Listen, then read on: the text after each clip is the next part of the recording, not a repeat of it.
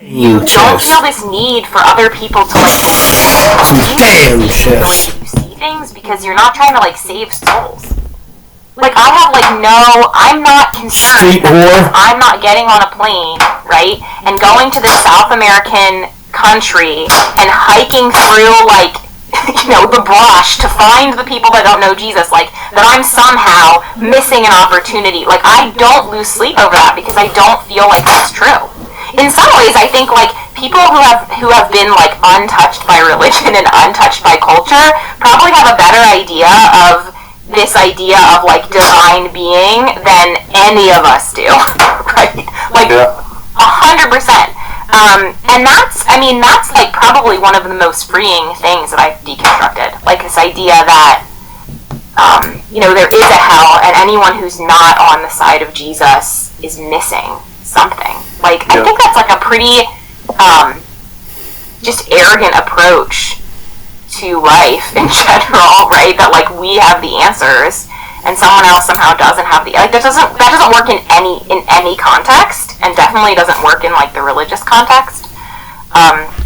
With that in mind, would you agree with the statement people just in general, people don't need Jesus? Some people can choose to follow his ways and be a Christian in certain senses, but in general, looking at the whole population of the planet, would you agree with the statement people don't need Jesus? They don't need Christianity? 100%, yeah. Okay. I think it's a personal journey, right? Like for me, I feel like I have chosen Christianity in some ways, who knows, right? Whatever I am, I've chosen Christianity for myself, right? But do I think it's like the answer? Do I think that people who don't subscribe to what I believe like are missing something? No. I mean, maybe I'm the one who's missing something. I don't know, right? And I don't need to feel like I'm like right. Yeah, it's amazing too how much the black and white of our previous life, so to speak, that definitely becomes more of a gray area. It's very nice, and it's a freeing. It's a big topic too for atheists or whatever you call yourself in terms of deconstructing, to realize that some of that stuff still does carry through, even though we'd all assent and say, yeah, it's not black and white, it's gray, that we have these roots that tend to draw us back to that we want it to be all black and white. And it's definitely a challenge to kind of continue to self-examine yourself, to say, yes, I've done this huge work of deconstructing Christianity, but to say, but there's still worldview stuff in my heart that is going to draw me back to some of these same patterns.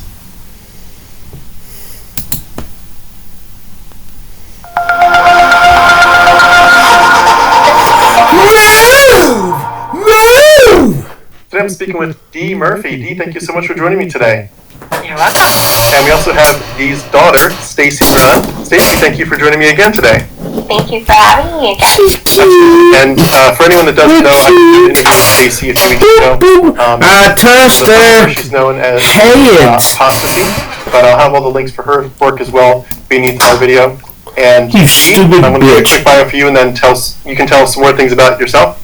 I know you live in British Columbia, and you're the mother of 2 and the grandmother of 3, and you're an avid baker and a wine connoisseur.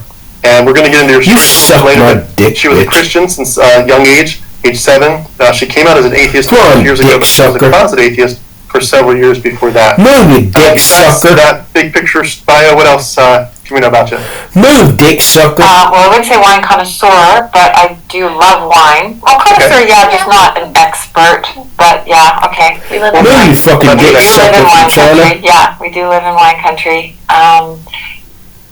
Move, dick sucker. True crime.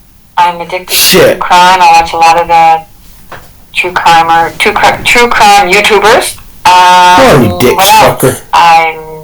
She's up early. She likes to bake. She's in the Come on, dick sucker. Yeah. I do that. Wow, put some goddamn black over stall, you slut. Bread, cakes, cookies, and I love to make soup. Homemade soups with biscuits and stuff. Very cool. Yeah. I don't get time too much to do it, but one of my favorite. With biscuits and stuff. Very cool. Yeah. I don't get time too much to do it, but one of my favorite things to do is, have you ever seen those little Debbie Swiss roll cakes where it's like chocolate? Yeah. Like the big Betty Crocker. Yeah, jelly rolls. Oh, I love those. Yeah. Did she have a spit on silly arm? The big Betty Crocker. Yeah, jelly rolls. Oh, I love those. Yeah. Good stuff. She sure did. We're here obviously to hear your story, but since we have both you, Dee, and your daughter Stacy, we're gonna kind of hear from both of you, but we're primarily here to hear from Dee. So I'll tell you something who fucking sex fucking queens. Okay. They're whores. Well, when I was around 6 or 7, my mother was really struggling in her personal life. And the story that I heard was she was contemplating suicide. And she had my little sister and I strapped in the back seat of the car and was going to drive us all off a pier into the ocean. And she says she heard an audible voice say, "You can do that to yourself, but you cannot do that to them." And so then she spent the afternoon knocking on doors at people she knew, trying to find somewhere to leave the two of us, but she couldn't find anyone home. So that's what saved our lives, I guess. I don't know.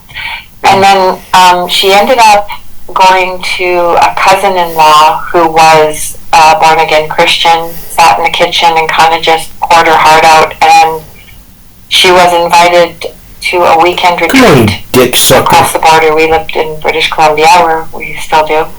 She went across the border into Washington State, and at that time, the Jesus People, Jesus Freak movement was in full swing. And she came back full-on born-again Christian. Just the whole, the whole commune, Jesus People. She's got some big smelly everybody was just. So it was like a hippie Christian. Yes. Hippie Christian. Yes. Yeah, it was. So that became my reality. And dick sucker. Just any traveling.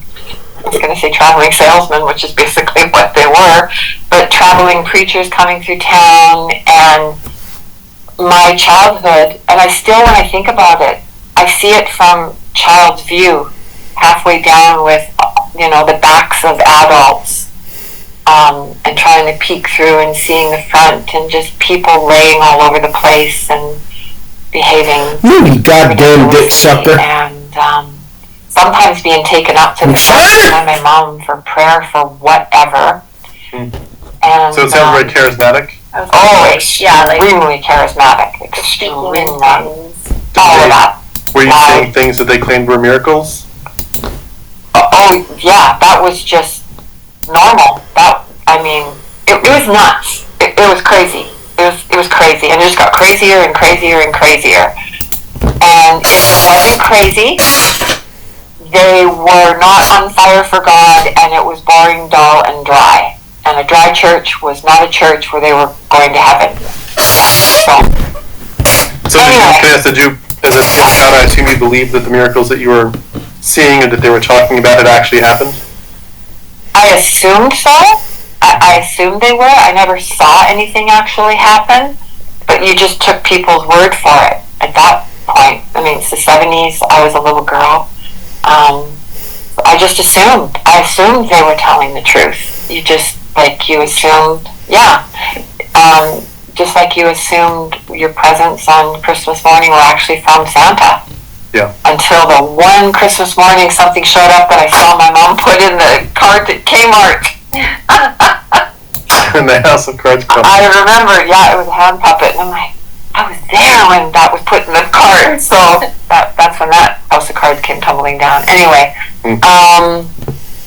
it's amazing context. I just want to say it's amazing context. Just that version of Christianity is not one that I'm used to at all. But it sounds fascinating. Just not like in a good or bad sense. Just really different and kind of crazy. But at the same point, I could see the fervor would just make people feel like they're just on fire for the Lord. I can definitely get it. Definitely, it's insane. And also, you hear a lot about the term backslidden.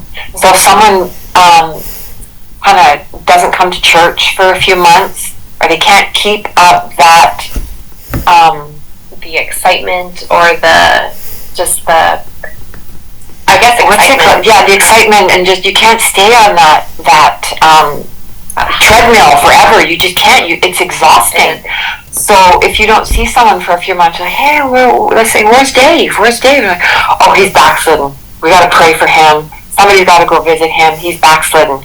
So you go to Dave's place, and someone talks him into coming back, and next thing, or Dave's smoking, so he's definitely backslidden. We got to pray the spirit of tobacco out of him. Literally, I'm not kidding you. You got to pray the spirit of tobacco out of him.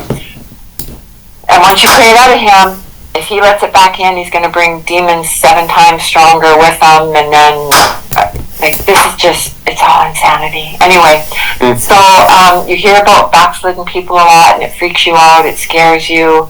I literally, from the time I was really little, I heard from the pulpit more times than I can tell you, for people who were freshly getting saved, like people like, okay, answer an altar call, come up here. I heard more than once a pastor say, he was joking, but they would say, get up here, we're going to save you, we're going to bring up back and shoot you so you don't have time to backslide. We'll just shoot you back so you can go straight to heaven, you don't have time to backslide. Wow. They were joking, but they were teaching you that if you backslide and you happen to die in the state of being backslidden, you go to hell. So it was That's just crazy. I know, and then how do you reconcile that with the scriptures that you read that say, I will never leave you or forsake you? So it was just freaky and scary and awful when you're a kid. You never feel like you'd measure up, and one day you might feel super close to God, and then the next day not as close, or am I backslidden? What have I done? Why don't I feel as close to God today as I did last Sunday? What have I done? And it's just it's a treadmill in your mind that it's exhausting, and you just feel like you've always got to be on it and running, so anyway.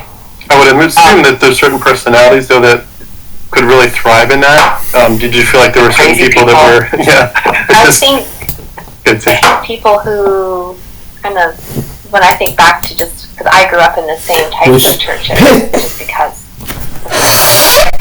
a lot of people who just struggled, I hate to say it, like, just mentally, like with they were all the eccentric ones. Yeah, they had a lot of eccentric personalities. We call it the hat lady, or the dancing lady, or the flag lady. Eccentric. I don't want to say mental problems, but just they had there was just something that was a little like different about them, and also like financial. The people just were never very like financially secure. It just there was a certain type of people that were sort of drawn in because I don't know. It's just thinking back with 2020, like just and the people that had money, they were always the one that were in eldership. Yeah. If you think about it, thinking of specific people. Yeah. If they were people that had a lot of money, they were made elders in the church. So they were the ones in the front row. Yeah. They never sat in their chairs, ever. Yeah, it's a lot like multi-level marketing too. When I think about it, it's always the people who do really well in the beginning. They're elevated as the ones you want to strive to be like. Or be their friends. Or be their friends. And then it's people who are really struggling. They kind of bring them in and with this promise of you're going to get rich, you're going to do well. Yeah. There's a lot of similarities I find with the charismatic church movement with multi-level marketing. Reminds me of a little bit with the elder thing. Church I went to when I was in Pennsylvania near Philadelphia, it had a nickname of the Blue Church because it was made of Pennsylvania blue limestone, and when it got cold and wet, it turned blue. But the official name, like the legal name, was called Lowndes Free Church. Pastor Lowndes had filmed it, a long time ago, long before I was born. But it was at a time when a lot of churches were actually charging for seats. Like you would literally pay for your family's row, and so it was called Lowndes Free Church, so you could come and not pay anything. Isn't that amazing? Wow! With your background, or with the background of that church, I'm just guessing here, but is it fair to say there were people telling you that God was giving them messages to tell you? Or? Oh, heck yeah! The Lord has given me a word for you. What kind of stuff did you hear? The Lord. Oh my. Everything. There was people who were being told who to marry. Mm-hmm. Wow. Tell the story of the one guy. Is it Mary? Mm-hmm. Wow. Tell the story of the one guy, because this creeps me out now. It creeped me out when I was younger, but because I was told it was, wow, this is an amazing story. That one guy who was told, God told him to marry that young girl. This one, yes. Okay. We attended a church right here in this town when she was only 3. And there was an elder in the church who had a few kids, and a couple of them were daughters. And he had one older daughter and one younger daughter. And there was one guy in the church who had been praying about who to marry. And he was over the age of 18. He was over the age of consent. God damn it. And he went to one of the elders who had a daughter who was probably 13 or 14, but he also had a daughter who was 9. And he went to the elder and his wife, and he said, I've been praying, and the Lord has told me that I'm to wait for your 9-year-old daughter to turn 18, and she's my wife. And the elder's response was, well, it's about time you heard from the Lord. We've known that for a couple of years already. And he literally waited for her to turn the age of consent, and this girl was told at the age of 9, that man is the man you're going to marry, and she was never given a choice. She grew up knowing that's who she'd marry, and that's who she's married to to this day.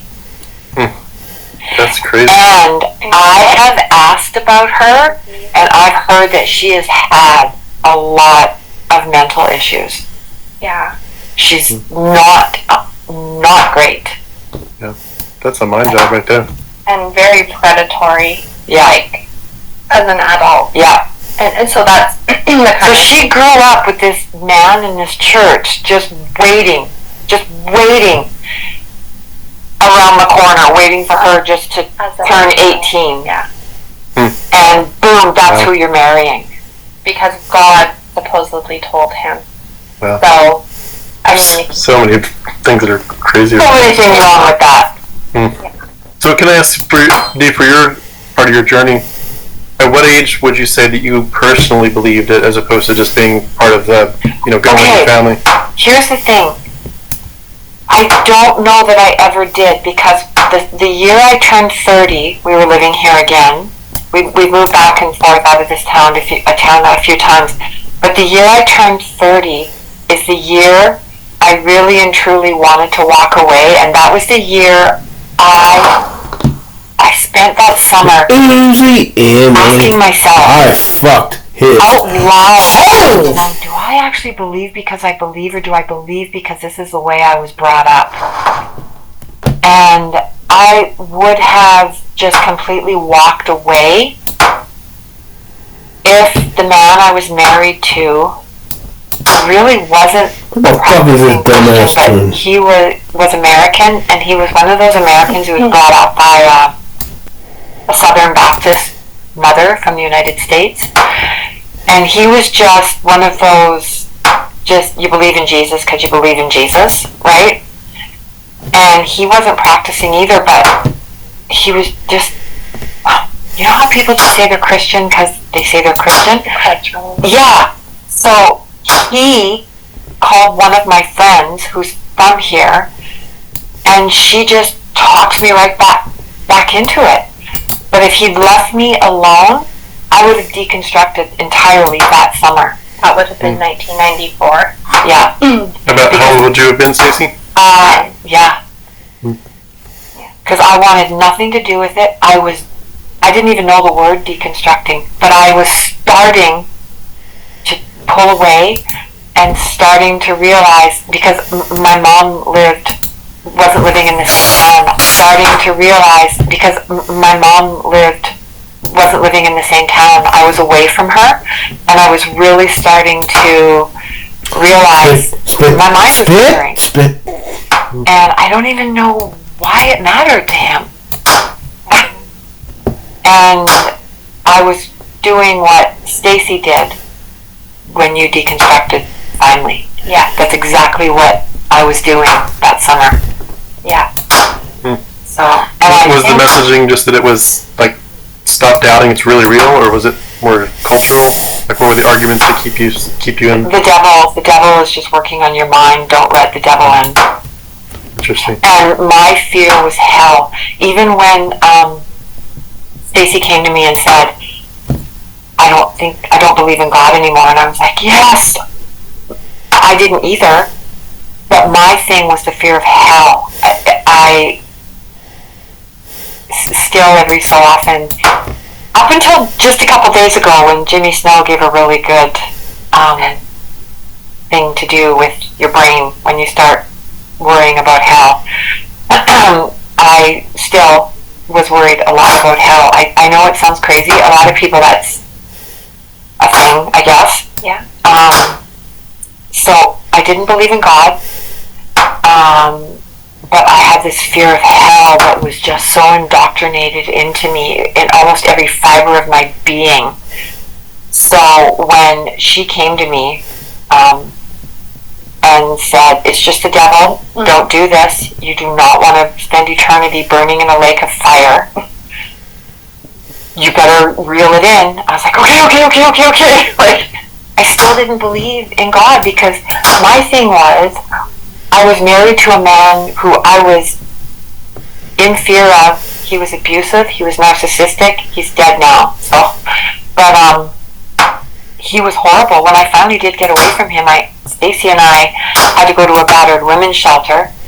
My son told me that I couldn't bring a male child into this battered women's shelter. I found out later that wasn't true, but I got my son in. I sent him to where we were going to go, and I was able to let him go and stay with his best friend and his best friend's family until Stacy and I could get back to where we were going. But that was my final break, and I was able to get away from that man. He's the same man who called this Christian and said, she's slipping away, you better come and help. But I think what he liked was having a Christian wife because the church kept me in line. And he knew, you just fucked up, bitch. Even if I wasn't a Christian, I never would cheat in a marriage. I just wouldn't.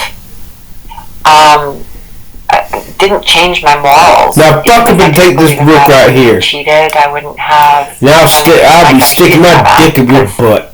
He would. He cheated in a marriage. Well, you slut. So, or fuck up and take this book. one lesson that was good was people will always accuse you of or suspect you of things they know they are capable of. So that's the only reason he wanted a Christian wife, was because he thought, well, she'll never cheat on me if I can keep her Christian. So it's amazing too, the whole hell and angels and demons thing. God. Because it puts you in a spot where you feel like you said, where if you kind of open one door, that 7 more are going to come in, and you feel like you got to keep the blinders on, and you got to just stay your head down and stay focused on the Lord. I'm petrified of the dark. You can ask Stacy when she and her husband would come and stay with us. Brian would go to bed in our house, and we had a huge house. There's a light on in every room in case I had to get up in the middle of the night to use the washroom or get up and get a drink of water. And he'd go to bed and he's like, there's a light on in every room. And she's like, my mom's afraid of the dark. I wasn't afraid of the dark, I was afraid of demons. But as soon as I let that go, I can watch a horror movie and go to sleep and turn out the light and be in a room by myself now. I have no problem with it whatsoever. That's awesome. I didn't grow up really heavily exposed to that demonic activity mentality. As a teenager, I got into the Frank Peretti books. The Spark in the Darkness? Yeah, and Pierce in the Darkness and whatever. Yeah. I really, it was kind of like an eye. That was reality to us. Yeah, exactly. And it was a documentary. Yeah, and I was like aware in some sense that it was part of like the world, but I just felt like that whole idea of like God's protecting angels, your guardian angels, like God's kind of hedging me with protection.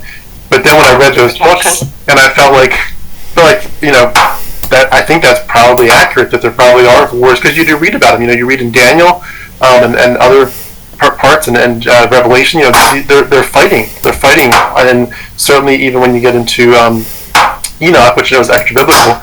When you get into Enoch and the little bit that's in Genesis, you're like, okay, there's angels that fell and they came down to earth and caused all kinds of damage. And once you really think that's going on, it gives you heebie-jeebies, because you just think you never think you're in a room alone. It's like there's powers all around you, and you're like, oh. Yeah. I interviewed one person. Let's mention this real quick.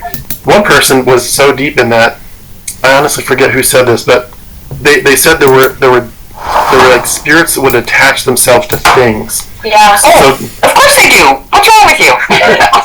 See, they couldn't go to a thrift store because they didn't know where it had been. You can go in a regular store, brand new stuff. Come on, Tim.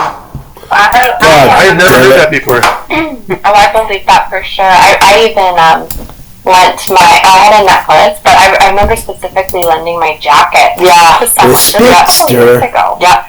And they went to New York and Montreal, and when they brought it back to me, I think I got a headache after I wore it, and I had a really interesting friend who was a Christian, and I just said, ever since I got my jacket, I don't even know if I said it like that, I don't know, but I said I just didn't get a headache.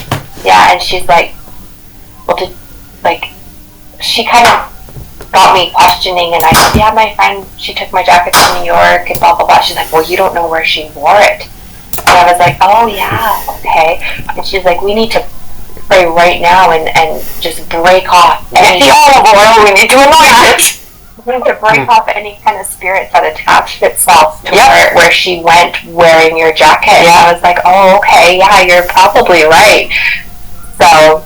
What an oppressive system to live under. It's absolutely oppressive. And even when I was going through infertility, I had my grandmother come over, and she and her husband, I did this when my husband was at hockey, because I just thought he might think this is crazy. But it is. That I had them come over because I was, we were desperate, but I was desperate for sure. I just thought, is there something in our house that's preventing us from getting pregnant? And they came over and walked through our entire home, looking at everything that we owned, and they went into a spare room, and my husband, before we got married, went to Cancun, and he did the Hawaiian ruins and brought back like a Mayan calendar, tourist artifact, whatever, and they saw it, and they're like, you need to get rid of it. I'm like, cause you just fucked so up. I threw it away. See a dick in your future. See a dick. Cause you just fucked up big time. I had an actual medical condition. Yeah, like it needed surgery. Yeah. But you just I had to tell my husband later on, by the way, your Mayan calendar, because I there was dumbass attached to it, preventing you, my dear sir, and he's just like, fucked up. Big time. I fucked Similar to his. like a Ouija board. Ouija boards work. No. Yeah, but anyway, so yeah. Oh, you thought you were gonna get the ups on me, but I came back and fucked you in the butt. With that okay, like he just loved me so much. slut ass Oh my slut. God. I threw away a lot of his things. Just Come on, sorry, slut. his demons. And I'm like, Now fuck a bit over this now. Here, you I over. would teach him not to buy the Cutting off your left ear. The cheap version. Goddamn slut. yeah. Exactly. So Gold now foil as opposed to Yeah, not last thing. Jesus, I fucked his butt. Well, D, what? Can I ask you to go back a little bit? I sucked my dick in his butt. Repetition, but can you tell us some of the things that you would have done privately as a young girl, as a teenager, to just build your relationship with God? Were you doing some kind of quiet time? What? What did I do? What did I do? You would read the Bible. No, you did. Okay.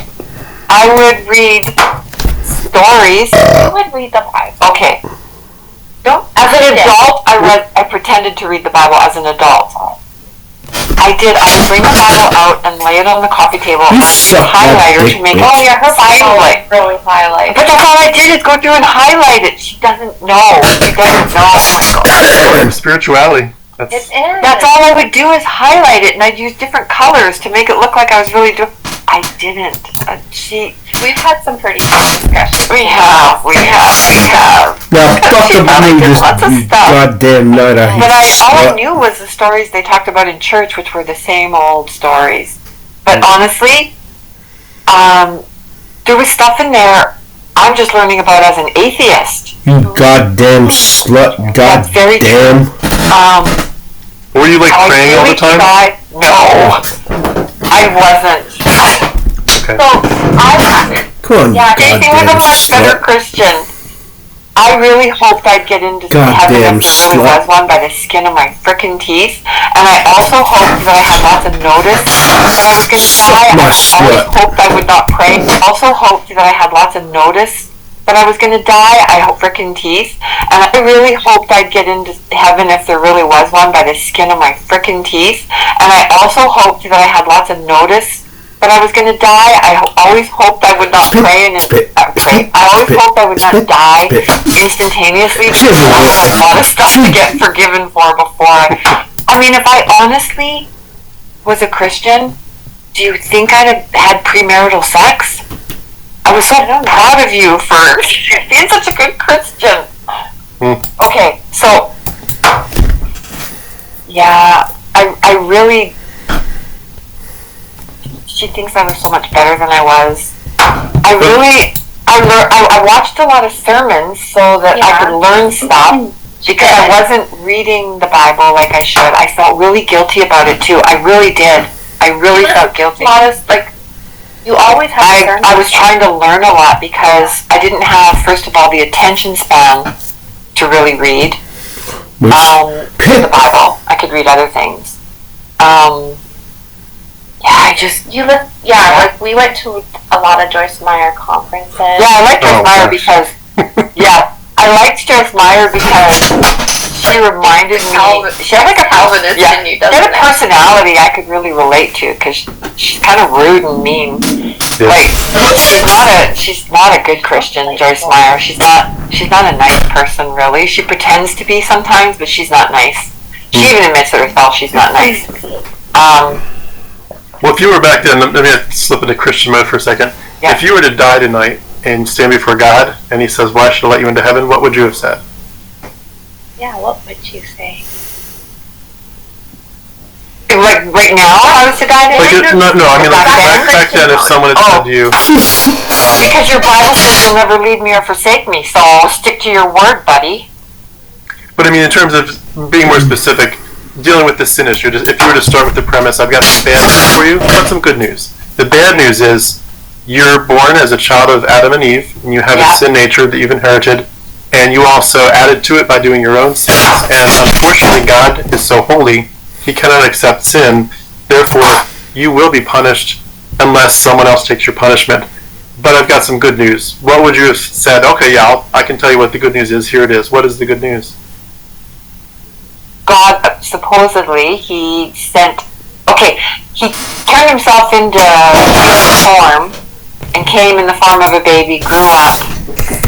That like nature news. The bad news is you're born as a child of Adam, right, and stand before God, and He says, "Why should I let you into heaven?" what would you have said? Yeah, what would you say? Like right now, I was to die tonight? Back then, if someone had said to you, because your Bible says you'll never leave me or forsake me, so stick to your word, buddy. But I mean, in terms of being more specific, dealing with the sin issue, if you were to start with the premise, I've got some bad news for you, but some good news. The bad news is you're born as a child of Adam and Eve, and you have a sin nature that you've inherited, and you also added to it by doing your own sins. And unfortunately, God is so holy, He cannot accept sin. Therefore, you will be punished unless someone else takes your punishment. But I've got some good news. What would you have said? Okay, I can tell you what the good news is. Here it is. What is the good news? God, supposedly, He turned Himself into human form and came in the form of a baby, grew up sinless, and then died and shed His blood. See a dick in your picture. See a dick. Dick. As a sacrifice. Dick. I know. Yeah. I'm just joking. No. I mean, I know the whole gospel message. Yeah. So you would have said you're relying on Christ as your substitute for your sin and punishment? Okay. Yeah. Absolutely. Yeah. That's what I would have said. Apart from the whole fear of if you died with some unconfessed sins, exactly. would that be strong enough? Exactly, because how many times did I recommit? How many times did I stay the same? Probably 1,000. Because I never thought it actually took, because I doubted it every time. Like, I resaid that thing every time I heard Joel Osteen on the radio on Sirius XM. I said it every single time. Yeah. What did the worship music and just the worship part of the service? Nothing. I hated worship. Gee, I thought I would show up late so I could skip it. Or I'd just sit down and have my head down. She'd still put her hands up. Sometimes, to make it look nice. What made you dislike it so much? It was boring. And that's one thing that I always, and I'm so glad I heard other people say this. I thought I was the only person. So many people that have deconstructed said they thought it would be the most boring thing on earth is to go to heaven and just worship God forever. And that was me. I never thought that. I was always so excited to go to heaven. I thought it was the most amazing thing to think about, going and worshiping. And now I'm like, oh yeah, that would get old fast. Yeah. But so since we've deconstructed, we've had such honest conversations, and I'm like, wow, we were really different as Christians. Yeah. Because I absolutely loved praise and worship. If I didn't get there before it started, I was upset, and because I loved it. It got me primed for the message, and I would play worship music all the time in my home. And I play country. And there's probably some country Christian, isn't there? Yeah, I think most countries they do mention God, and sometimes now it bugs me, but I still that's like a little God. God and the truck and the gun. But they start out in church just to get their career going, and then they veer off. Yeah. So I guess I know there's times you did I don't know. Well, did you fear, Stacy, that she was? Did you ever wonder, is my mom really saved, or did you? No, she never. But you did say now you're putting two and two together with a lot of things. We were always involved. My husband and I, we were always involved with the church, and I did wonder why. You would come to church with us occasionally, but I was kind of why isn't she putting church a little more a priority center and a priority? I did kind of wonder about that. And then there were times where I would look back on my childhood and wonder why we didn't do devotions. But I wish that I was I wish we would have been taught verses every week. But it's not I was raised in a Christian home, I feel. For sure. No, I was. Yeah. And every time I'd pray with my mom, I'd ask her to pray, we prayed together. But the more I reflect on it, I'm oh, yeah, no, I definitely, was the one to put all this pressure on myself to be a good Christian. My mom wasn't the one to do this. She was brought up a Christian because of her mom. She kind of just raised me we go to be a good person. Yeah, and I was the type of personality where it's I was told something, so I did it. I followed the rules, and if that was sort of a rule from the time I was a child, we go to church or Jesus is real, I just did it. I believed it. And if it was you have to put Jesus first, okay, that's what I'll do. And it was that was a priority to me. And it meant everything. Yeah. So But I did try to tell her to loosen up. Yeah, she did. I was super hard on myself for everything. Yeah. Like, everything. Regarding your walk with Christ? Yeah. I mean, everything. She made her own rules, and she expected herself to be perfect. I didn't. Well, No. Matthew, Jesus says, I think in Matthew, be therefore perfect, even as your Father in heaven is perfect, right? It does say that. Does it? Yeah. No, I didn't. I've never heard that. Okay. Well, it's a verse where I think people would, I'm saying it kind of tongue-in-cheek, because I think people would say, for us, it means more like be mature in your faith. Even just, aiming for God's perfection as your example, but knowing that we're not going to be perfect till glory. Yeah. But can I ask you, there's something that you're saying that strikes me, it reminds me of something, honestly, and I haven't thought about this in quite a long time, but when I was a kid, it felt like there was a dynamic going on where God was making our family, and this is more probably for Stacy, but God was slowly making our family generationally more and more committed to Him. So, for example, my grandparents on my dad's side, they're both passed now, but they'd gone through the Depression, which had really obviously did a mind job on a lot of people, and their Christianity was very cultural. So they went to a very kind of stoic Lutheran church where you just you went to church, you paid your dues, you stood up a few times, you went said a little on the way out, and you felt good about yourself because you had done church. It wasn't really like you were on fire for the Lord, but you still felt like you'd done the right thing. And so that was like generation one, so to speak, in my mind.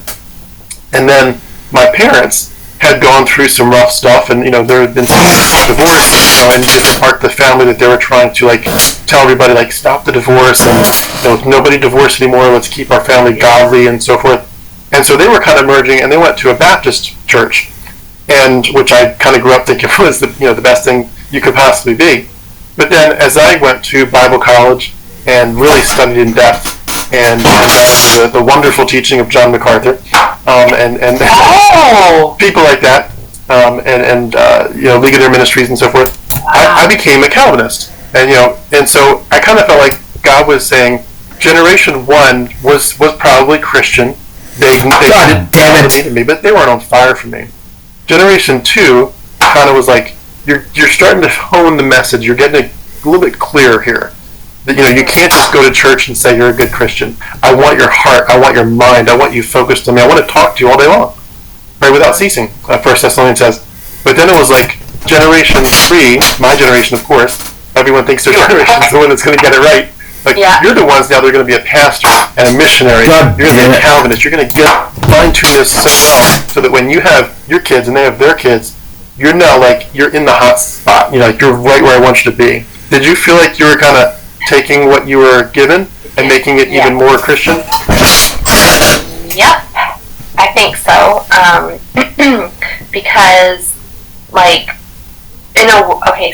so not even just with the Christian part of it, but even just with, purity. Oh, yeah. Everyone in my family was pregnant when they got married. Even her great-grandma. So I was like, well, I'm going to be the first one to wait until I'm married. So I put that pressure on myself.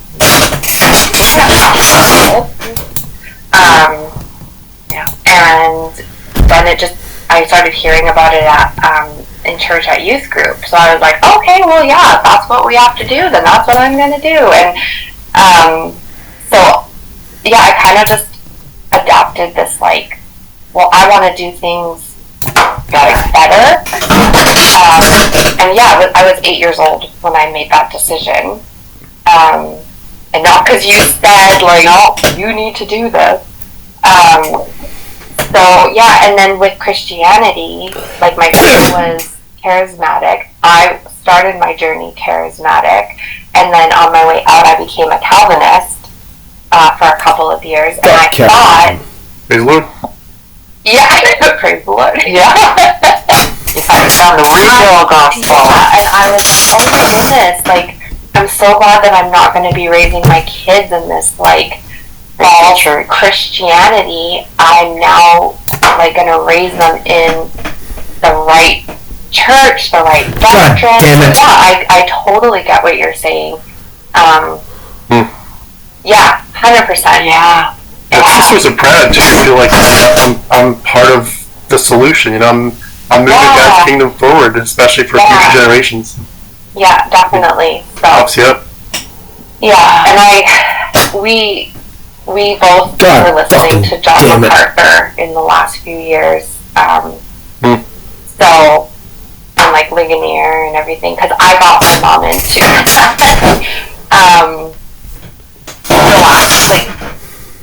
because we both stopped believing in like charismatic Christianity, like the whole prosperity gospel in 2019, and we started listening to more Calvinist preachers because of me. I kind of just, I don't know, did I steer the ship a little? I don't know. Yeah, damn it. Yeah. It kind of gave me the final, okay, none of this is real. And I couldn't tell you that, remember? And then I'd seen John MacArthur years ago and didn't like him instantly. He actually reminded me of Mama. Mm-hmm. His personality I didn't like. Yeah, I didn't like him. And then I agreed with what he was saying about all the charismatic stuff, but I still, okay, well, yeah, I liked what he was saying about all that stuff, and yeah, I think that's crazy. I agreed with all that, but then I didn't know what to do. It was so confusing. Yeah. We both had a moment after we stopped believing in the charismatic, and I didn't know she had already just kind of like, we see each other regularly. Our discussions were mostly over the phone. Yeah. But she had already just been like, I don't think any of this is real to herself. Yeah. And then I was living, with my family, and I was having that same moment of, I really don't think any of this is real. But I had that same fear of hell. I had a real strong belief in the devil because I dealt a lot with like mental struggles and anxiety. And I just equated that to demonic oppression. I didn't actually think, like, I knew some of it could be like clinical, but I also thought a lot of it was demonic. I didn't know enough about it, so I was like, no.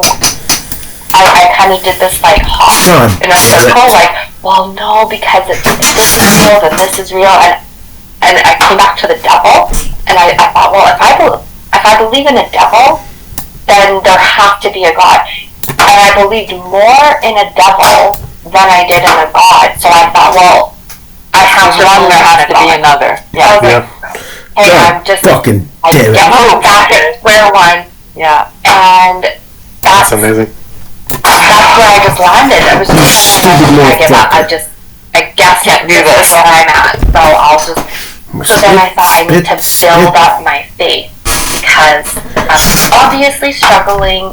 The devil is clearly just trying to pull me away. Then, so I need to build my faith. So how do I do that? Well, now I know I need to just continue indoctrinating myself. So I would just listen to more sermons and just keep driving home all of the same stuff with John MacArthur and R.C. Sproul, and you just keep listening to the same stuff repetitively. And also in that time, I started going to a Calvinist church. Our kids were at a Christian school. All my friends at that time were parents from this Christian school, and my mom wasn't living close to me, so goddamn son I was like, well, what am I gonna do? And how, like, I'm gonna rip my kids out of the school and disrupt their lives. Fucking believe that goddamn poem right here. I felt like I was at like an impasse, and yeah, so it wasn't until we moved away, and I've probably told a bit of this in my interview, so sorry if I'm repeating myself, but with my mom here, it's kind of, I can tell a bit story with it, but it wasn't until we moved away 4 hours from that situation where that's when I just fully deconstructed / deconverted, because it was like a clean slate. I had no friends. My mom was here. Jesus. We weren't in a church, and it was just like, oh, okay. I think I literally walk your brain now. Yes, I can Jesus fucking Christ. And just investigate all these things. So before that, I had just insulated my social myself, my life, and coming somewhere new was just like I could breathe. And I know that's Jesus fucking Christ. How she felt when she moved here a couple months before we did.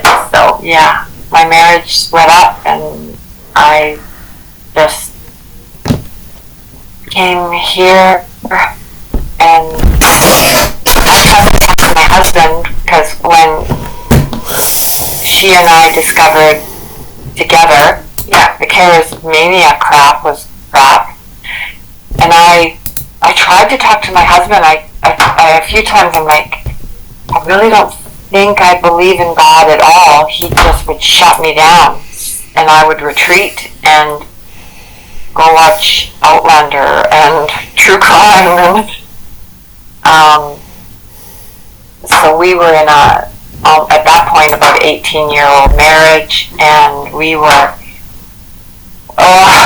pretending to be Christian. He didn't even have interest in going to church. I still don't get that. Different husband than that marriage was long over, and he's a really nice man, but he doesn't even crack a Bible. Like, I don't get it. It's people who are Christian in name only. Most Christians are Christian in name only. Okay, it's just it's a label that they wear because it makes them look like a nice person. I think that's really true. And there's a lot of people that would add to that if they could psychoanalyze themselves enough.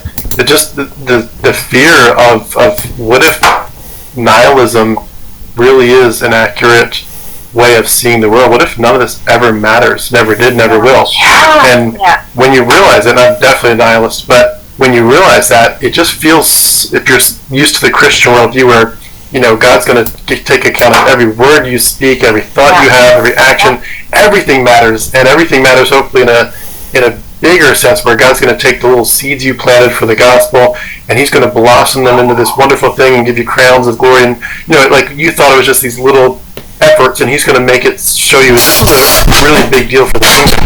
And so everything matters, and it super matters, and then you realize, no, actually, none of it actually matters. No. It's just so weird. It feels immoral almost, but it weirds you out, and you're like, especially if you have, people that have passed already, that you're like, I want to see them again. Like, that was weirdest me, thing. my grandma. That's the saddest thing for me. And my dog. Isn't that dumb? No. Just my dog and my grandma. I could cry right now, but yeah. What was your dog That's name? the hardest thing, Bunny. Yeah, but I moved here, and then I really started to enjoy my life, and Stacey knows it.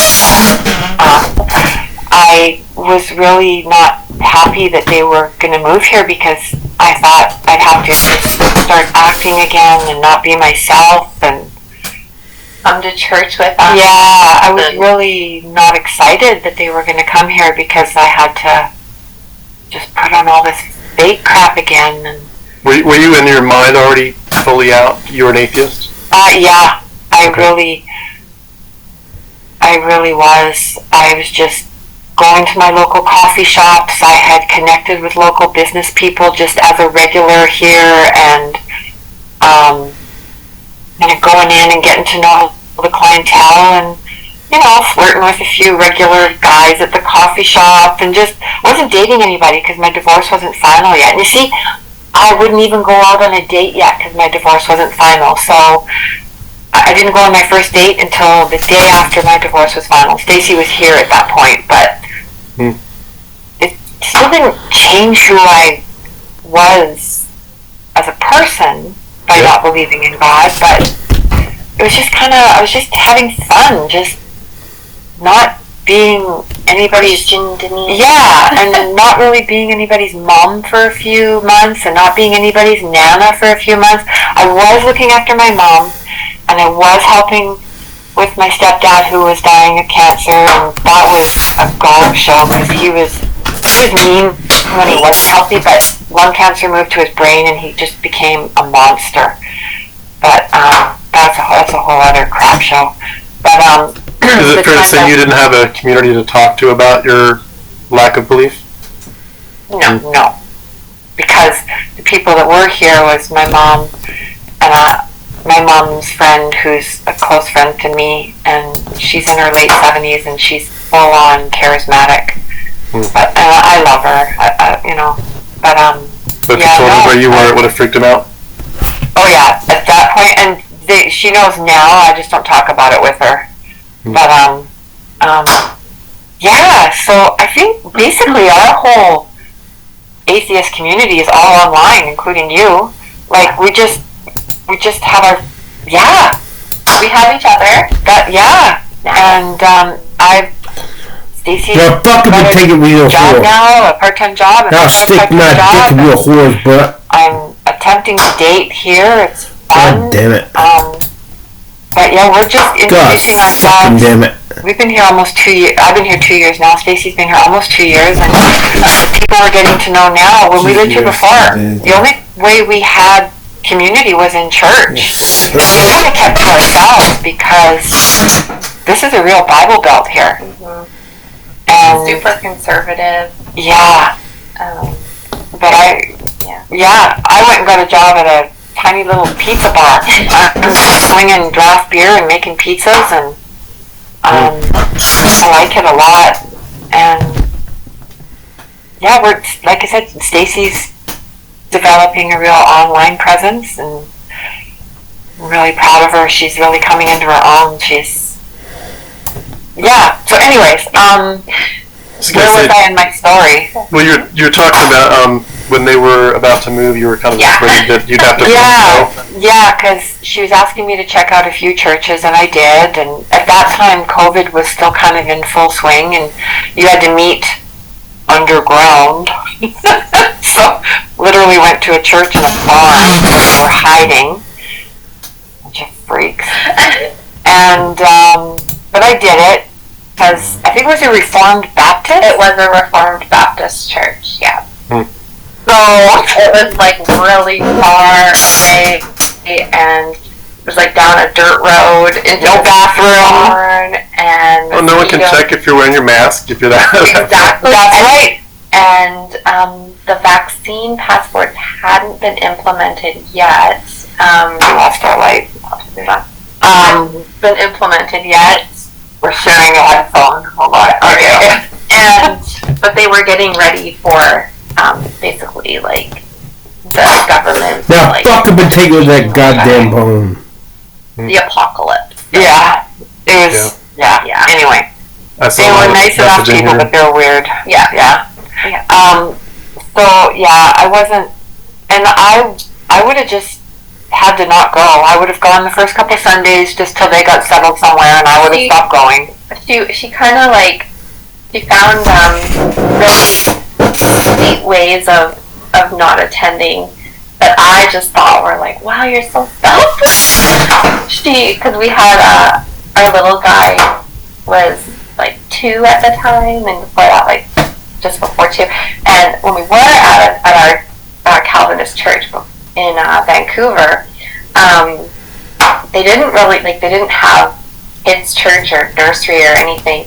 So he would just kind of like run wild, and we would be up and like chasing him around or just walking him around the parking lot. And so one day after church, she's like, I think I'm gonna stay home with Luke so you guys can just go and enjoy church. Goddamn shit. Really? Are you sure? Like, you're gonna? She's like, no, you guys can just go. I'll stay home with him. is too young to just get any of this. Anyway, I was like, wow. So she'd stay home on Sunday mornings with Luke and look after him, and then we'd come home and have she'd have lunch ready for us. And now, so since we've deconstructed, I'm like, hey, you just didn't want to go to church. And well, I do like cooking too. Yeah, and looking after. I know, and she loves Luke. Yeah, but it was a kind of like a way for her to just not be at church. It worked out for both of us. So yeah, it was just kind of funny, little funny things. Yeah, and remember when? Yeah. But I feel like I know that in Jehovah's Witnesses, there's a term called PMO.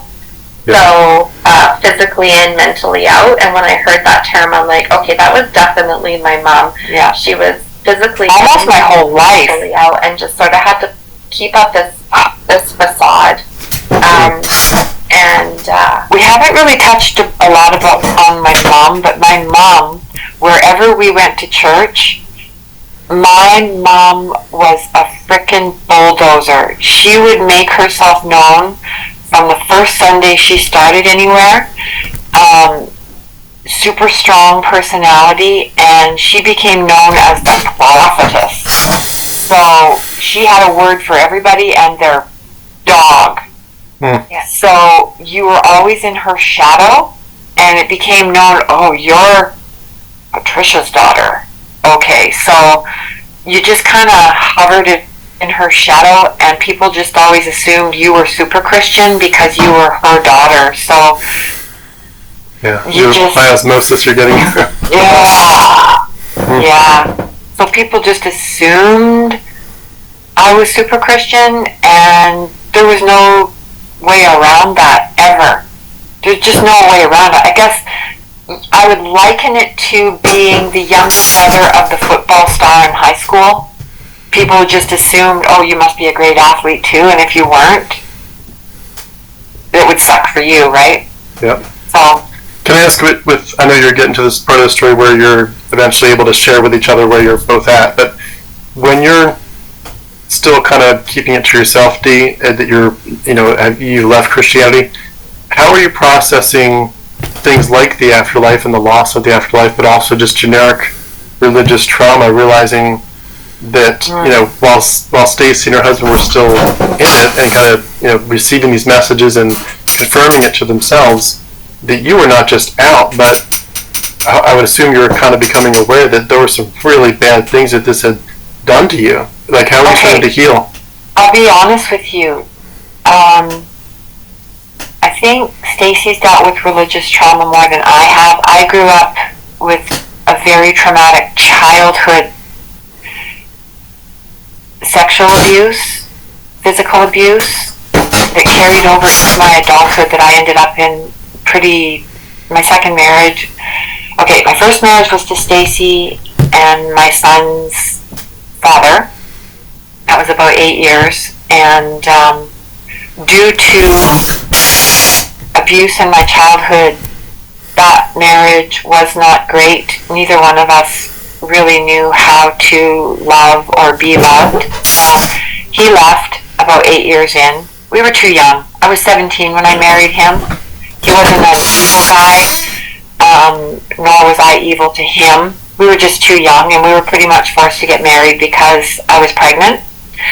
And again, my mom, with her strong personality, just started planning a wedding. And he was scared of her. I was scared of her.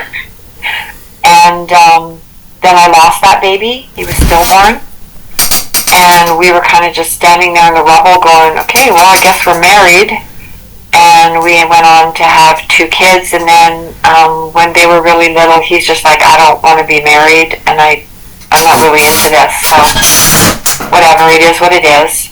Like I said, he wasn't evil. He just wasn't prepared for marriage or being a dad.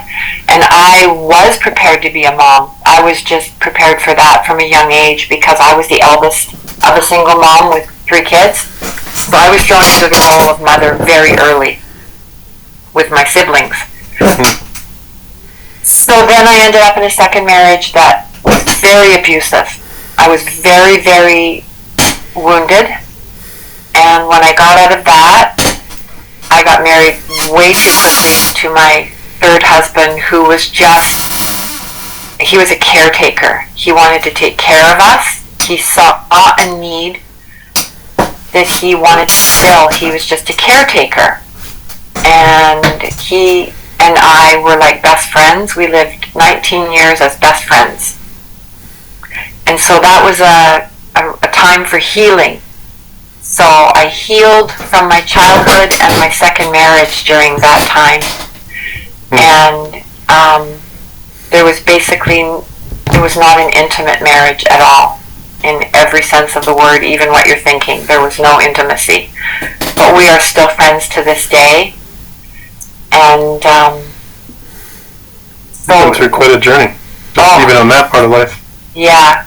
So, and that husband is the kindest man. Stacy still calls him Papa. He did everything a father should do for my kids. And he's also a survivor of the residential schools here in Canada. God damn it. I don't know if you know much about that, but they were taken away from their parents and forced to give up their culture, the Native children, First Nations. And so he had a lot of healing to do. And we kind of just healed together. So my trauma did not come from the church. My trauma came from a lot of other stuff. Yeah. And all this goddamn motherfucker's gonna hear meanwhile, I was doing my best to be a mom and a good wife. God damn it, I my fucked third up. husband who was dealing with his own trauma. God damn it. And here we are. God, how are you dealing with the afterlife and just the loss of your worldview? Was it like a switch where you're just like, I'm just done with it, and, I don't need to spend any more time on it, or were you I'm still mourning my grandmother. Okay. That's the one thing at night when I close my eyes, I cry right now. God damn it.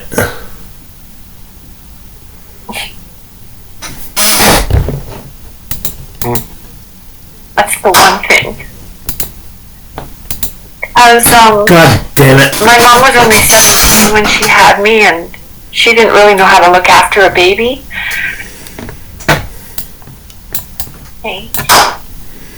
God fucking damn it. So my grandma, God fuck it. my grandma was the one I bonded with as a mom. Mm. And I always thought I'd see her again. She died when I was 18. So that was the only thing. Yeah, it's so hard when you realize the ramifications of losing the worldview. She's the only thing I missed. I've thought a lot about whether or not, like, if I would feel differently at all if I had someone like that. Goddamn, like a child that had died. I'm very glad I haven't had that, but I definitely can at least empathize with people saying like that can't be it. Like there's got to be more, and it's so hard to deal with it, even just for your own existence, let alone the people that you love. To think there's got to be more to this, and it's a hard thing to deal with. I think it's one of the things too that a lot of us, I think, don't get a chance to really grieve when people pass, because we're like, oh, they're not really gone, because we're going to see them again in a few years, and it's a blink of an eye. So don't let it really get to that. We'll see them again soon. And then when it hits you later, like, no, that was it. It's like you need to re-grieve. Like that was it. Yeah. I think for me, like, don't think about you goddamn slut. I grieved the idea of heaven. I was like, oh, there is no heaven. And then it was like a couple of weeks later, it hit me that when or if I lose a child, hopefully that happens after I pass away. But if, say, something were to happen to my kids, or my husband, or even my mom, that's it. And I think it just really hit me like a ton of bricks. And it scared me, because all this time, obviously the thought of losing someone you love is really scary and terrifying. But you have that assurance of, oh, you'll see them again, you'll be reunited for eternity. So then losing that worldview, you really take the time you have with them here as like extra precious, and it felt so much more fragile once I lost that belief. And not that I would want to believe again just for that false sense of security, but every so often that hits me more of, oh my gosh, like, your life is so fragile. So even so, my mother's nonchalantness about everyone who ever died used to fucking piss me off. Because someone would die and she'd, it's okay, they're in heaven. Yeah, piss me off. About everyone who ever died used to fucking piss me off. Because everyone who ever died used to fucking piss me off. About everyone who ever died used to fucking piss me off. About everyone who ever died used to fucking piss me off. Because someone would die and she'd, it's okay, they're in heaven. Yeah. And even people who I knew weren't Christian, she would say, well, you don't know what they said the moment before they died. Yeah. Right? Yeah, I would kind of like minimize your feelings of grief. Exactly. Like, I don't need to be upset. And it was like, no, but we still have feelings, and it's never allowed us to grieve. Yeah. And then she lost her husband last January, and all of a sudden it was okay for her to grieve. Yeah. It just... On a related note to it, it amazes me that a lot of Christians do end up basically betraying that they don't really believe, at least on an emotional level, because there are a lot of Christians who would fall as well into a category where when someone dies like prematurely, that it's such a travesty if someone dies in their teenage years or remove that. It's like you expect them to achieve old age, and you expected the children to outlive their parents, and when you get someone that dies at age 20 or something, it becomes this like continual travesty and awfulness, even for the Christians. Yeah. And they might claim, oh, I'm just remembering them, but in reality, like, if you, I like to step back sometimes and just think, like, let's really get back to the Christian note. If you really think, like, really truly think that this is a blink of an eye, this life, and eternity is forever and ever and ever, and that they were experiencing the normal pains of life, but now they're just completely pain-free, they'll never have pain again, they're dancing with joy before the Lord non-stop, and everything that they've ever could possibly dream has come true and more. This is the best possible news in the world. There's no way to see it as a travesty and a horrible situation. There's just none. And yet they're like constantly grieving. Oh, we can't believe this happened. It's like, what do you mean? If you believe in God's sovereignty and you believe in heaven, this is nothing but someone's death in the Lord is a party. Absolutely a party. But they don't live that way. Like, do you really believe this stuff? Yeah. No, I agree. No, everything is bent, twisted, and it's all crap. Speaking of bent and twisted, I was going to mention something. We were talking about Calvinism, that it's actually something that I used to agree with this. I didn't see a dick with to my shame. So this is going to sound horrifying, but right before my deconversion, I was going to a church here, a Presbyterian church here in Atlanta, near Atlanta, called Perimeter Church. There's a circle road around Atlanta and Perimeter, and the church was originally called Perimeter Church. It moved but kept the name. But the pastor who founded it, his name is Randy Pope, which is ironic, but it's not Catholic. But Randy Pope was preaching. He founded the church, like everyone knew him from the first day, and he was talking through something. And he got somehow on the topic of our inherent sin nature. And he was talking about how a lot of people in the church were surprised that they were a Calvinistic church. And he's like, I hope you all understand we're Calvinists, right? And he said, I think because we're so big and we're kind of seeker sensitive, you think we're kind of like progressive or something. He's like, we're a conservative Calvinist church. We always have been. We always will be. And he went on to talk about how he used this example where he said, I want to, explain how this relates to real life. And he said, a lady came to me, her baby had died, like at age 1 or 2. Horrible situation. And he said this mom was she was coming to me for counseling as a pastor and trying to come to grips with the fact that she'd lost her small child. And the grief was just overwhelming her. And he said, the one thing that made a difference, in his opinion, to her, that helped her actually start to cement, get some kind of foundation for how to process the death of a small child, was, he said, ma'am, you got to understand this theologically. Your baby deserved to die. Oh my God. All of us are born deserving to die. Your baby was not an exception. And he painted it as if it somehow helped her to theologically, put it in the right category and start to heal from it. But I just thought, what a mind job. We're talking about afterlife and Calvinism. Like, what a mind job to think this little baby deserves to die. It just blew my mind. But what I say to my shame is, at that time, I would have said, that sounds really harsh. Fucking I actually damn agree it. with you. The Bible does teach that. And so it wasn't part of my deconversion per se. It may have been a small seed behind the scenes, who knows. But, my journey was a little different. The comparative mythology side to deconvert me.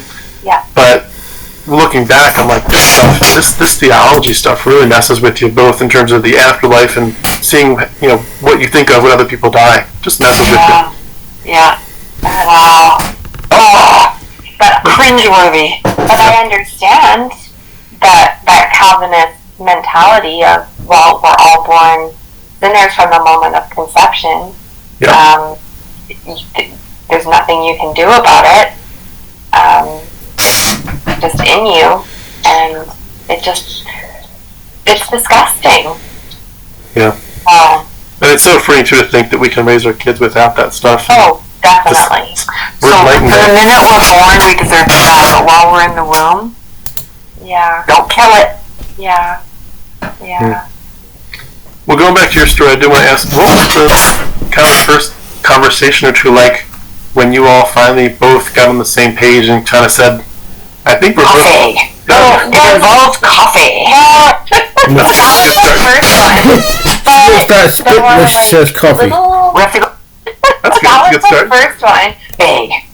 When you all finally both got on the same page and kind of said, I think we're Coffee.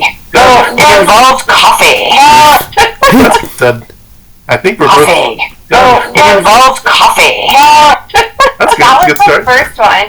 But there were like little... We have to go by her memory now because mine kind of really sucked. It was like... There were little... I was dropping little like... Oh, yeah! Fuck. God Oh, damn it. God, but Yeah. go ahead. Yeah. You do it now. Okay. But no, there were like... I was really starting to question and have doubts, and I kind of knew I just shit in my was pants. like I was done, but I was afraid to sort of. I do remember one thing. What? Okay. Every year or so, we go through this, and I remember specifically, I think it was in the kitchen, you're like, okay, I'm starting to have these doubts, but don't worry, I go through this about every year or so, and I always come back, and I went, okay, whatever. I was just saying that, hoping that it would sort of kick something back into me to like God fucking damn jumpstart it. my faith again, like jumpstarting a car. Like, okay, God if I say damn it. this, it'll just reignite my faith. But it didn't. But yeah, I was God sort of thinking fucking damn it. things, and every time she'd come over, I'd be like, I really don't understand why it's so hard for these. Like, there's so many smart preachers. Yeah. Like, I used the example at the time of R.C. Sproul and John MacArthur.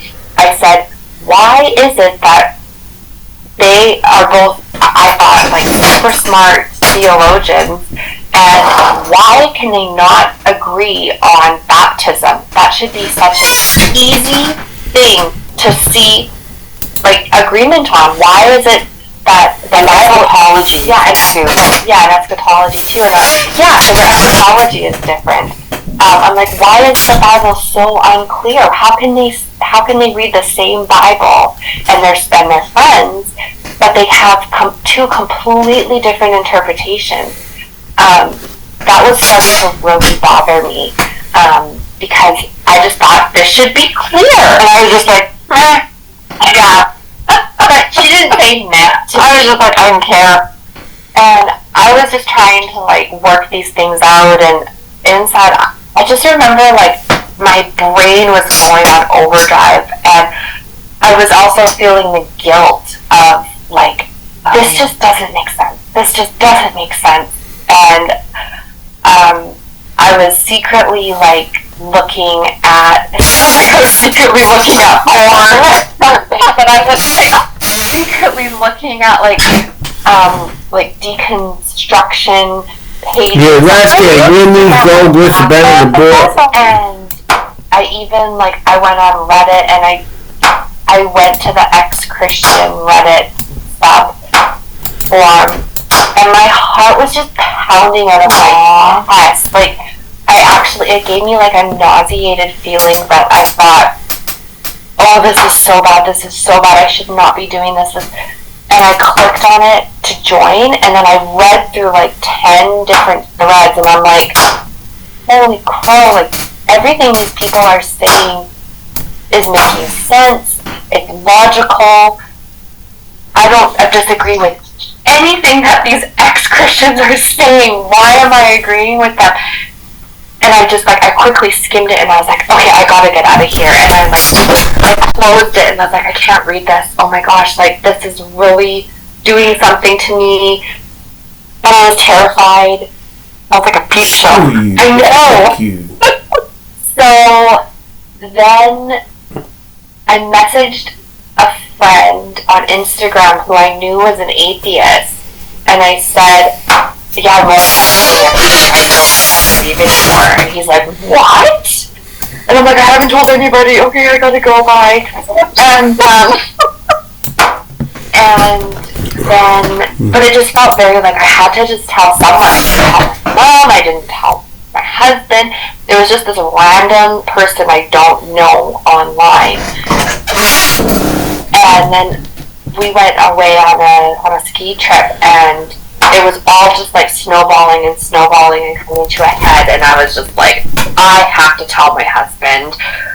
One, I just need to see how it feels. And so I told my husband, I don't think I believe in God. I know I told this on my interview with you because I've watched it, and I just wanted to see how it felt. And I did not get this overwhelming conviction of, oh, that was horrible, I'm going to hell. I got this like, oh, finally I'm being truthful. Finally, it's like I'm actually saying what I've been fighting with myself for the last few months. And my husband is going, Stacey, why would you say that? He just said, okay, I don't think you're wrong. And I was like, really? He just said, yeah, like, I don't think you're wrong. Just take this very slowly, because this was my entire identity, and he didn't want me to crumble and panic and all of a sudden be like, wait, what did I just do? Okay, no, I want to go back. I need to go to church. No, scratch that. You son of a bitch. You suck my dick, bitch. From bitch. Ski vacation, and I was so excited to tell my mom, because I tell my mom everything, and I didn't quite know where she was at spiritually, although I kind of had a feeling she wasn't going to be surprised. And so I decided to talk to you, and she said, okay, let's go out for coffee tomorrow morning. And I was like, okay, let's go out for coffee. So she's like, okay, what do you need to talk to me about? And I'm like, so I kind of fumbled over my words, and she's like, you just tell me what you're trying to say, because She's like, God me. damn it. I'm like, okay, so, I don't think I believe in God. She's like, okay. And I'm like, that's it? She's like, yeah. So, are you like an atheist or something? And I was like, oh, I don't know about that. You are not gonna eat my work, you goddamn son of a goddamn bitch. Scary. You suck my dick, even though bitch. inside, I was like, yes, I want to say that. And she's like, why, are you agnostic? And I'm like, I don't know. I just know I don't believe in God, and that's all I know right now. And we had like a really great conversation. And she's like, cool, well, that's great, because I haven't really believed in a long time. And I'm like, you haven't? She's like, no. I'm like for how long? She's like, for a really long time. Did you feel like you wish she had told you, or were you fine with the fact that it was like that? Like, I kind of, yes and no. I think you'd You suck my motherfucking dick. Because she'd have been scared if I'd gone to hell. Yeah, because, and also, here's the thing. Okay, everyone thinks we are the exact same person. Oh, yes, this is true. People think that when she does something, I just follow along. And suck my dick. It kind of bugs us. Yeah, a lot. A lot. That, like, we're just very similar. We're very similar, and you suck if my she would have dick, said bitch. I'm no longer a Christian, it probably would have like influenced me to be like, oh, well, how come? And then I probably would have. Damn it. I would have been scared, but then I would have investigated, because I just like investigating things. Like, if I found out a friend Come on, you dick sucking bitch. I would have investigated Jehovah's Witness, not because I wanted to become that. I just was fascinated with their beliefs, right? Yep. So, if she would have said that, I would have found out more, and then it probably would have led to my own deconstruction. But people would have thought she did it because of me. Exactly. So, another thing my husband said to me was, he goes, the really cool thing about your whole deconversion is, he goes, I know, not that he didn't like believe it was authentic, but he said the cool thing about it is you came to all of this completely on your own. It's not like you've been hanging out with someone who's a non-Christian and they've influenced you. He's like, this was all you. And I really liked that, because it really was. Like, it just was my one thing led to another, led to another, led to another. And I just was like, yeah, no, this is all bull. And so, That's so cool. if she would have said to me 3 years ago, hey, I don't believe in any of this anymore, I'm done, I'm out, I probably would have followed her, not like followed along like a little duck or anything, but I would have been like, okay, well, why? And then it would have influenced me for sure. So I'm glad that she didn't, because That's so true. yeah, Everyone thinks she doesn't think for herself. Honestly, but we're just she's a lot smarter than I am. Yeah, but yeah, so I'm glad that it just kind of came this way, and I'm the one, because like you said earlier, I was the more devout Christian, so the fact that the more devout Christian out of the two of us was like, hey, I don't believe in any of this. And then she's like, oh, me too. Like, finally. She's like, oh, finally, I can be honest. I think it is really cool that that's how the story It happened the way it was supposed to happen. Yeah, like it just, I think, yeah, it's really, yeah. Too, they all had each other as support, because so many people, as you know, sure you know, with being plugged in the community like I am, you know, there are a lot of people that talk about how they just don't have anybody that, apart from the online community, that they can really find support with, and a lot of people get really punished, you know, in different ways. Some people it's we know. individuals, but sometimes your whole community, like to the JWs, you know, they're just gonna cut you off and shun you, and it really breaks your heart. And it's so, I think it's such a different journey if you can find somebody close. And I think as far as I know, most 99.9% of the people in my world that I've grown to call community or have been online. Yeah. And it would definitely be. I've since found local people, over the years, but it's taken a while. I actually recently created a Facebook group for people, for atheist parents who are local, like right here in my area, to say, when you all are at the park or the mall, hanging out with your kids, if you want to invite other families, let's do it, and so we can get to know each other. So there's ways where, some of those kind of things, I'm sure a lot of people are doing that, trying to start to connect to each other locally. But it's hard. It's very hard to go through it alone, and I think especially if you get someone close to you, whether it's a parent or a spouse, who is like if you do this, like you're basically a traitor. Like you're a traitor to the Lord, you're a traitor to our family, and you get those messages and pile on, we're going to punish you in different ways. It's like, oh my gosh, like this, you one of the biblical phrase, like you really better count the cost. This is going to hurt a lot, and especially if you are vocal. I know some people will deconvert very quietly, and for some people that's very necessary, and I totally get it.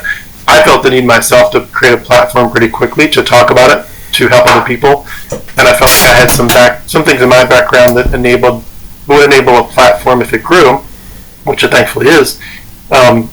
That if it grew, that I had a voice where some people actually heard me, I could actually probably help some of those people. From the things I've learned, especially with the things I'm going to be doing more eventually in the next year or two with mythology, comparative mythology, and the Book of Enoch and all that. But realizing that so many people, the pain that they're going through is intense. And I like to use this analogy, and I want to hear your thoughts on this. But my physical father had died in January of 2019, and I deconverted in the end of September of 2019.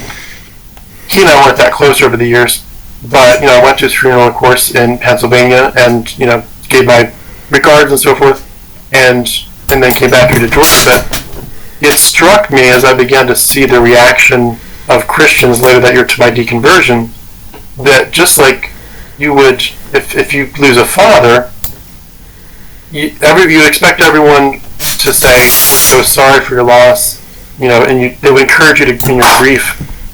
But nobody would ever come to your funeral of you grieving your father and say, "You're an idiot. What are you doing? This is so stupid. And you're a traitor." But they were like, grieve, take your time, and realizing that Christians would be looking at you as an atheist, and you're grieving arguably a much more important father, the Heavenly Father. The Father, you expected your earthly father to be with you for 30, 40 years. You expected your Heavenly Father forever and ever and ever.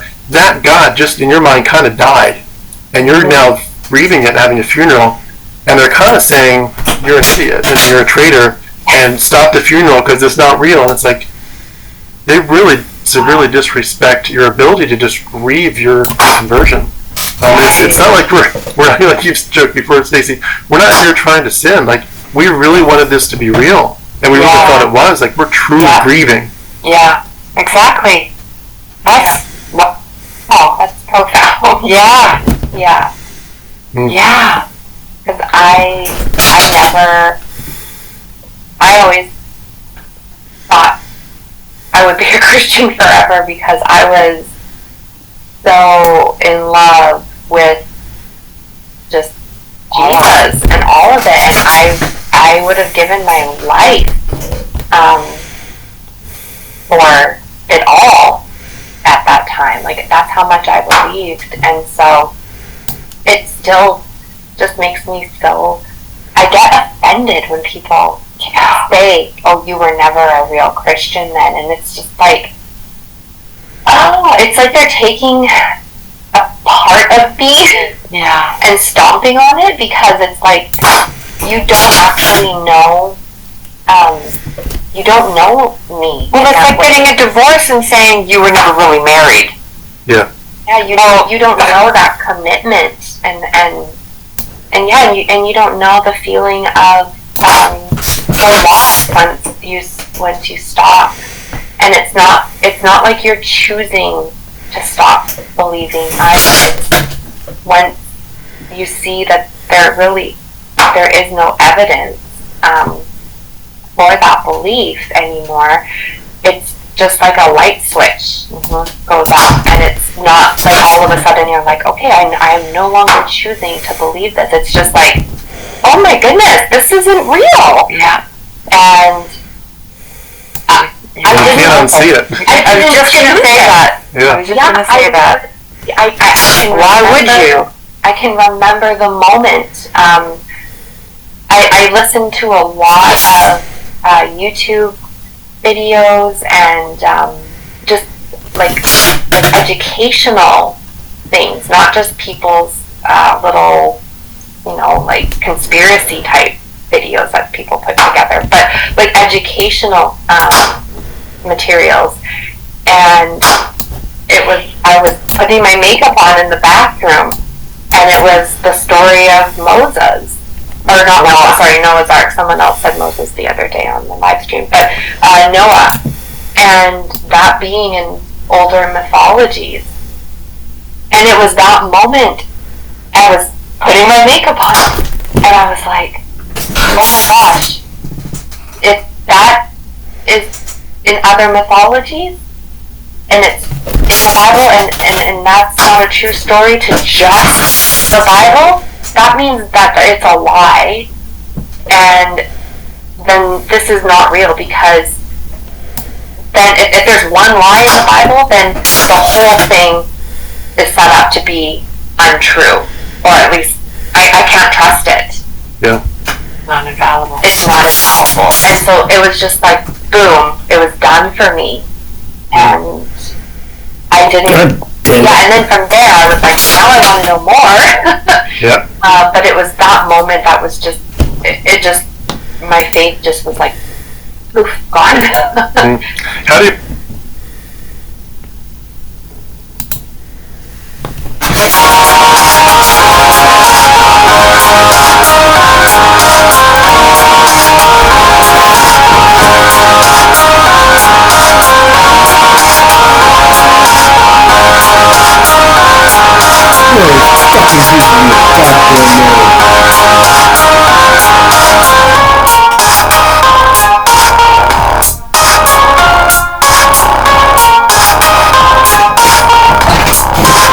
This is really fucking pissing me off.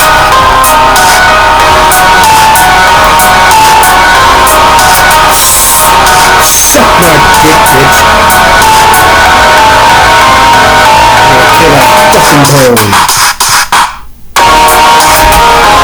You suck my dick,